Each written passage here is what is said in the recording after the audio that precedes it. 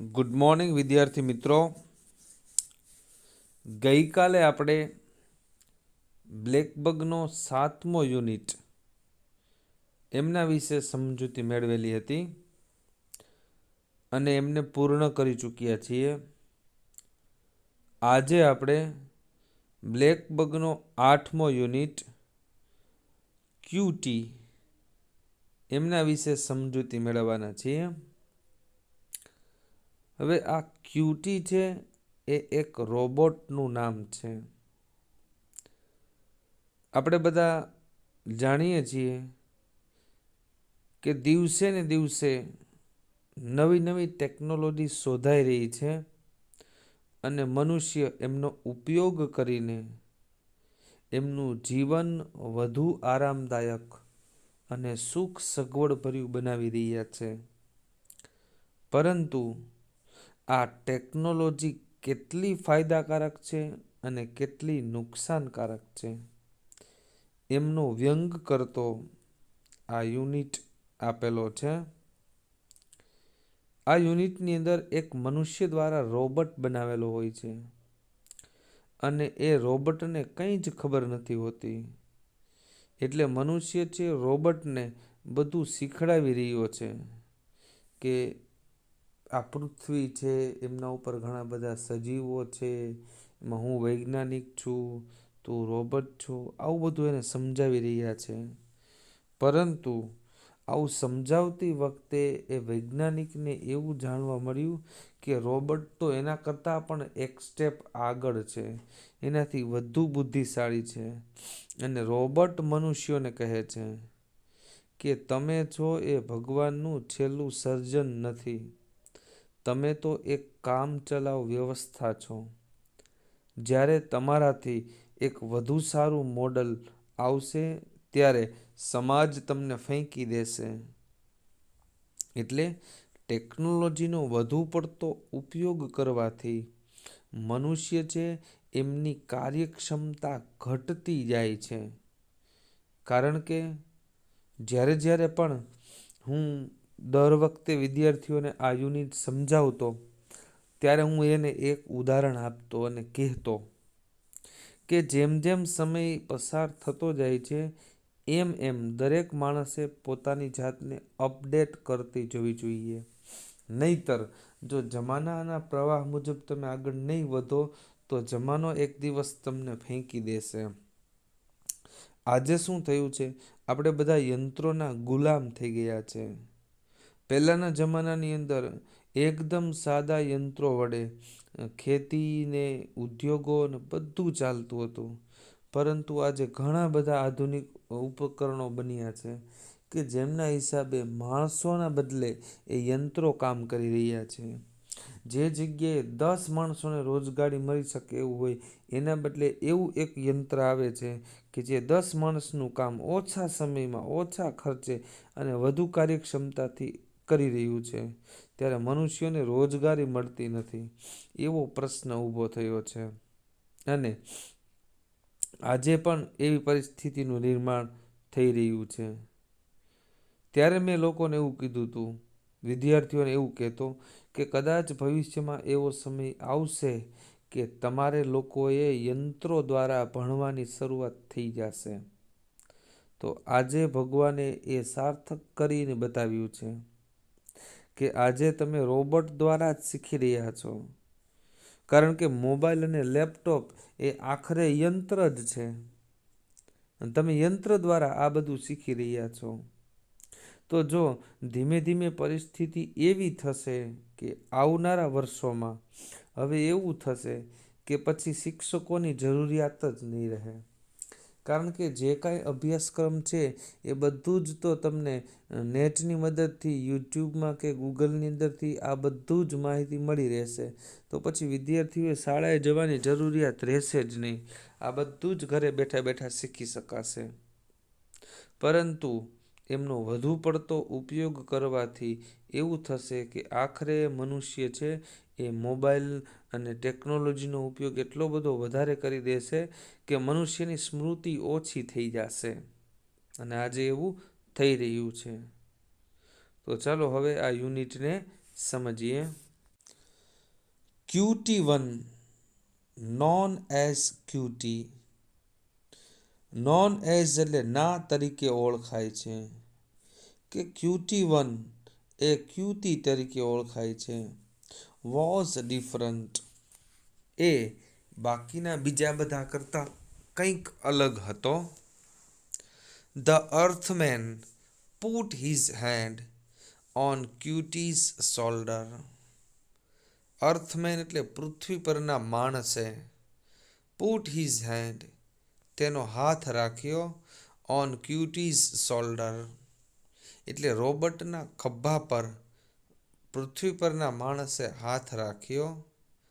The metal was cold ત્યારે એ ધાતુ છે એ ઠંડી હતી.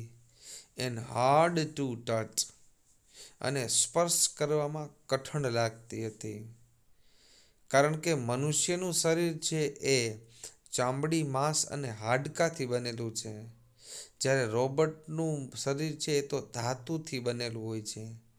એટલે ધાતુ તો પ્રમાણમાં વાતાવરણની અસર થાય એટલે ઠંડી હોય અને સ્પર્શ કરવામાં કઠણ લાગે.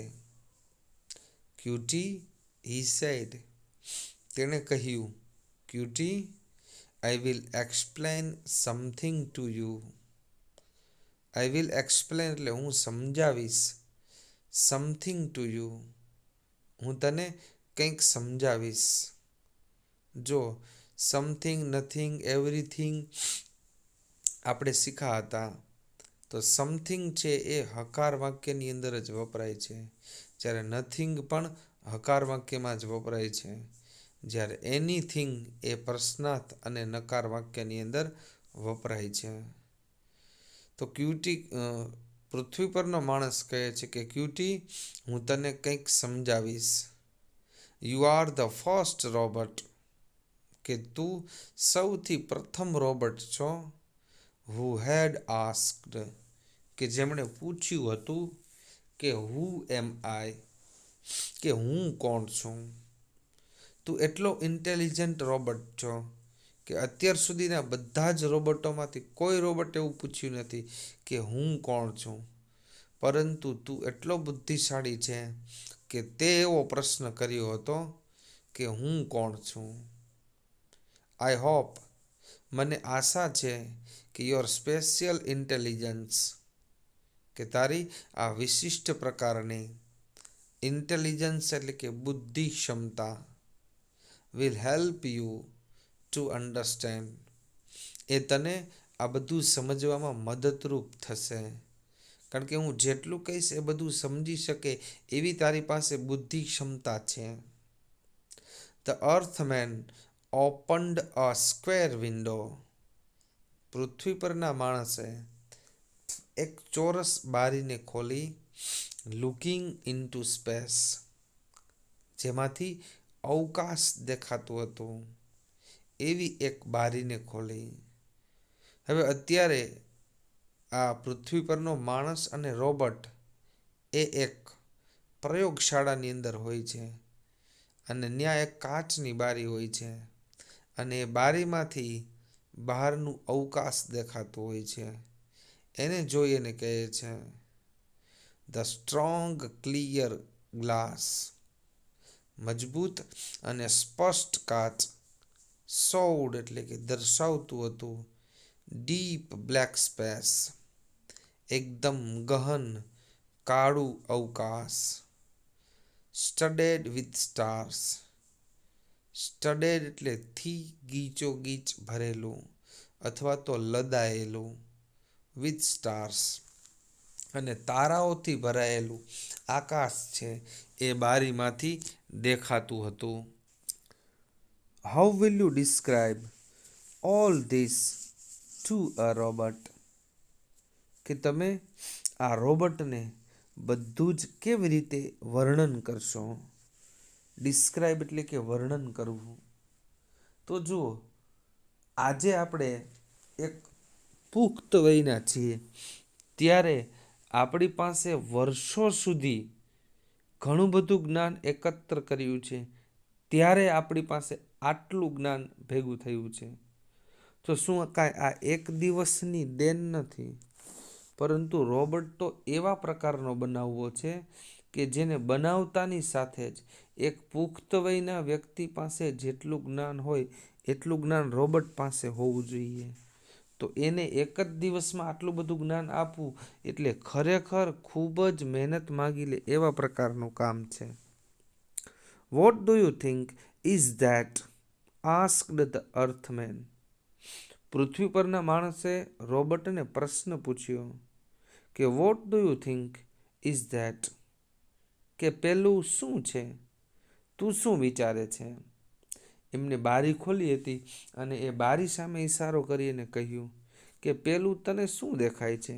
તું શું વિચારે છે કે એ શું હોઈ શકે? તારી ક્ષમતા મુજબ જવાબ આપ, જેથી કરી અને મનુષ્યને ખબર પડે કે મારે રોબોટને ક્યાંથી સમજાવવાની શરૂઆત કરવી.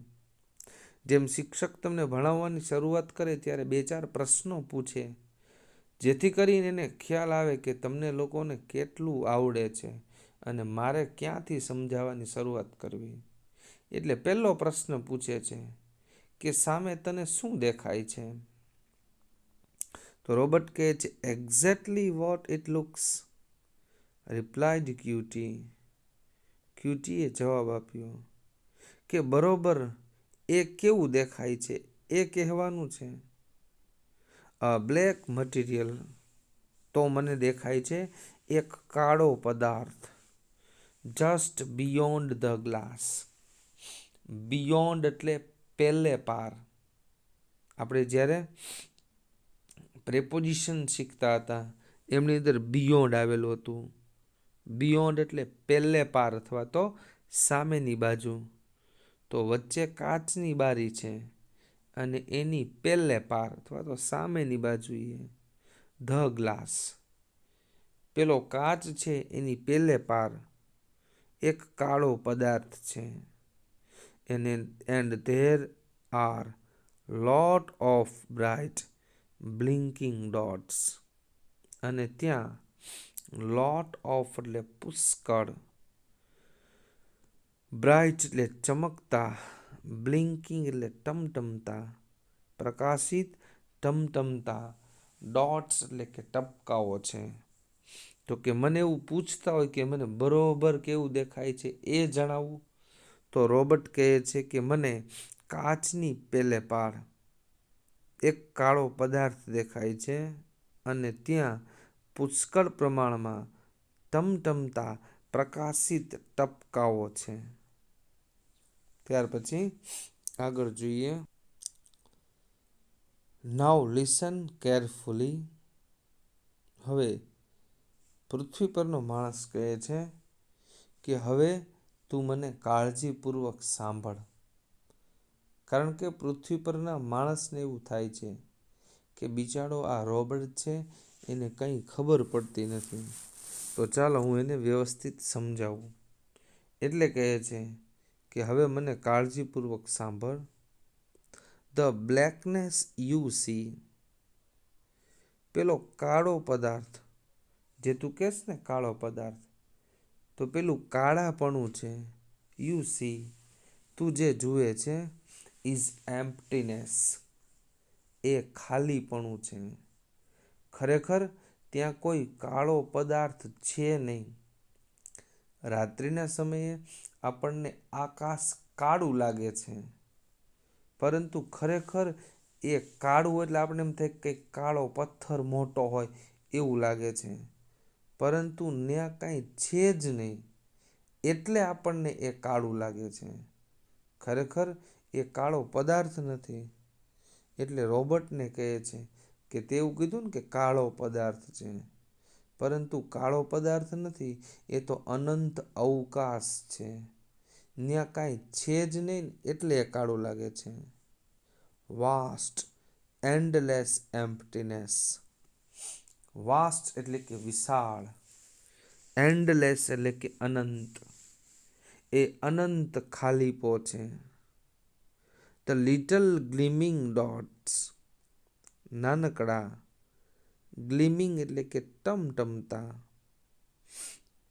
બ્લિંકિંગ એટલે પણ ટમટમતા. નાનકડા ટમટમતા ડોટ્સ એટલે કે ટપકાઓ. Are huge masses of energy. Mass એટલે કે દ્રવ્યનો જથ્થો, ઓફ એનર્જી. પરંતુ પેલા નાના નાના ટપકાઓ છે ને એ ઉર્જાનો જથ્થો છે. અને ફિલ્ડ વિથ મેટર એટલે પદાર્થથી ભરેલો એક ઉર્જાનો જથ્થો છે. એટલે એ નાના નાના ટપકા તું જે કહેશ ને એ તારોડિયાઓ છે અને એ એક ઉર્જાનો જથ્થો છે. વી કોલ ધેમ સ્ટાર્સ. અને અમે મનુષ્યો છે તેને તારાઓ કહીએ છીએ. સમ ઓફ ધેમ એટલે તેમાંના કેટલાક. Are millions of kilometers in diameter. Diameter એટલે કે વ્યાસ. અને એમાંના કેટલાક છે એ મિલિયન કિલોમીટરો સુધી દૂર આવેલા છે. એટલે કે મિલિયન કિલોમીટરના વ્યાસમાં આપણાથી ખૂબ દૂર આવેલા છે. એ ખરેખર કદમાં જેવડા દેખાય છે એવડા નથી, પરંતુ આપણાથી ખૂબ જ દૂર આવેલા છે એટલે એવડા દેખાય છે. The space station. અને આ અવકાશ સ્ટેશન. વેર વી આર નાઉ કે જ્યાં અત્યારે આપણે છીએ. તો જુઓ અહીંયા રિલેટિવ પ્રોનાઉન્સ તરીકે વેર વપરાયું છે અને એ સ્થળ દર્શાવવા માટે વપરાય છે. એટલે ફંક્શન વપરાશે ડિસ્ક્રાઇબિંગ પ્લેસ.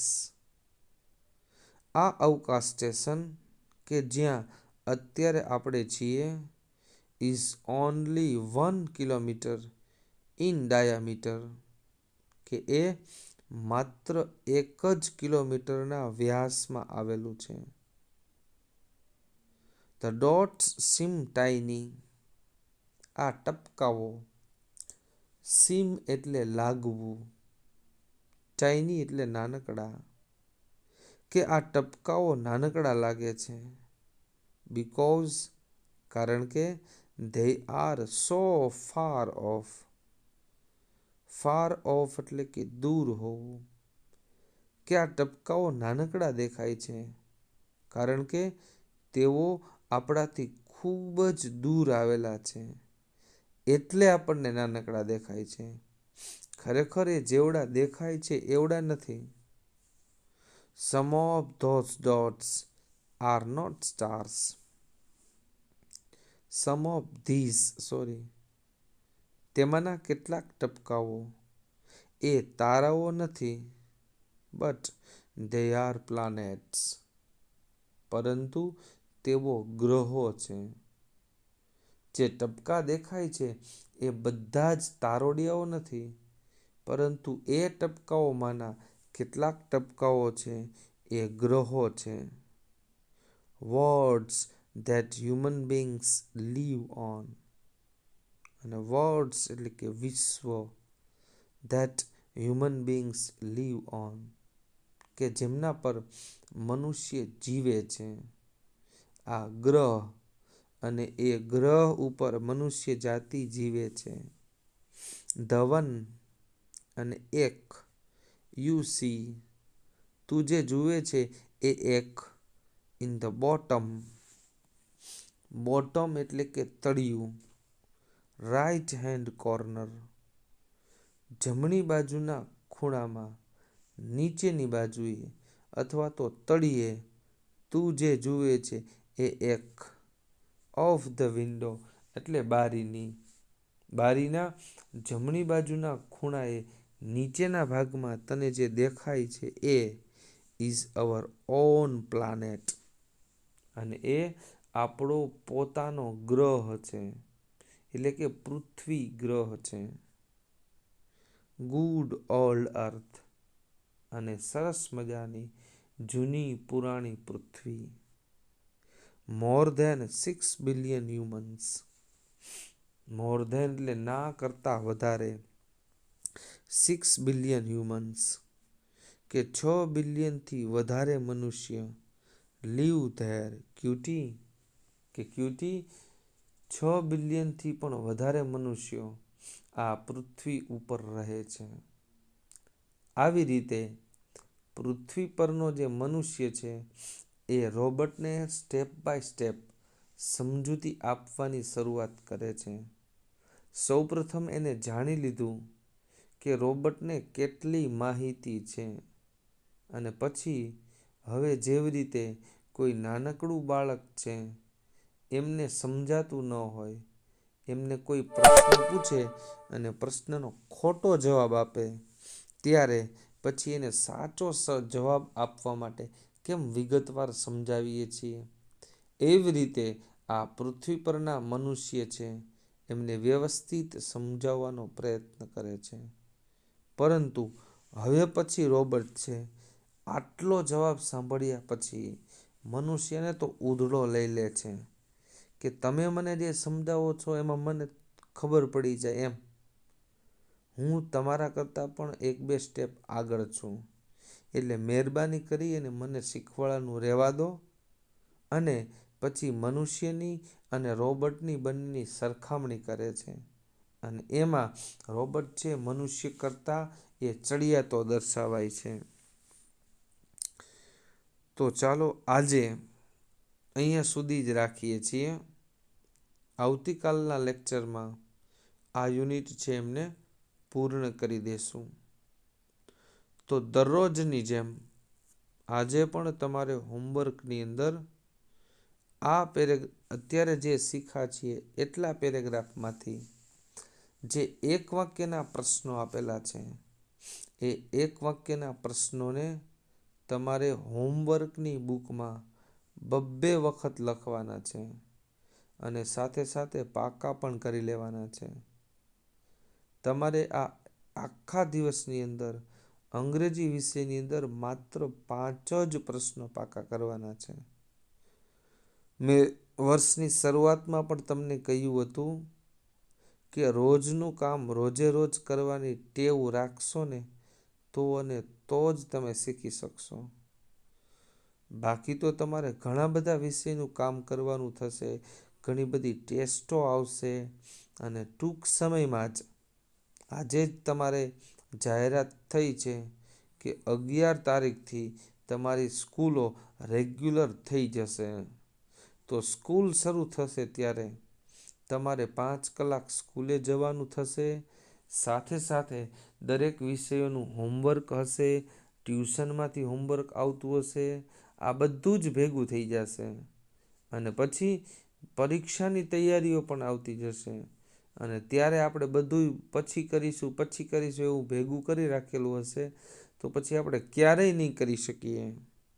એટલે હજુ પણ તમારી પાસે સમય છે, તો તમે રેગ્યુલર દરેક વિષયની અંદર જેમ જેમ કોર્સ આગળ વધતો જાય છે એમ રોજે રોજનું કડકડાટ પાક્કું થઈ જવું જોઈએ. પછી તો માત્ર ને માત્ર તમારે પેપર સોલ્યુશન અને એક વખત ઉપર ચડી નજર જ ફેરવવાની હોય.